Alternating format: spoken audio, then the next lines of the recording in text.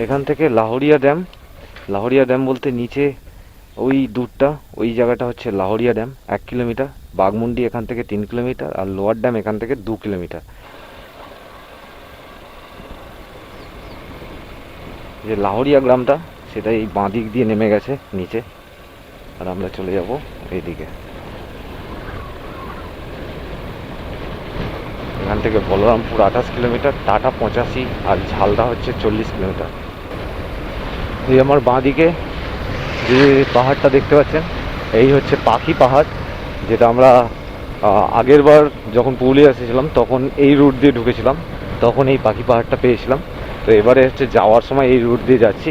বিভিন্ন ধরনের বন্য পাখির ছবি ওখানে আঁকা রয়েছে, বেশ ভাল লাগবে, একবার ভিজিট করে যেতে পারেন এই পাখি পাহাড়ের কাছে।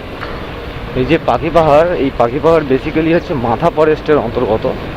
আর আমরা এখন যে রাস্তা দিয়ে যাচ্ছি এটা হচ্ছে মাথা ফরেস্ট রেঞ্জের মধ্যেই হচ্ছে এই রাস্তাটা রয়েছে। আর এই বাঁদিকে হচ্ছে সুবিশাল মাথা বুরু বা মাথা পাহাড়। এই মাথা পাহাড়ের মধ্যেই রয়েছে পাখি পাহাড়ের একটা অংশ। সত্যি কথা বলতে ফেরার দিনের রাইডটা কিরকম একটু আলসেমি করে হয়, কারণ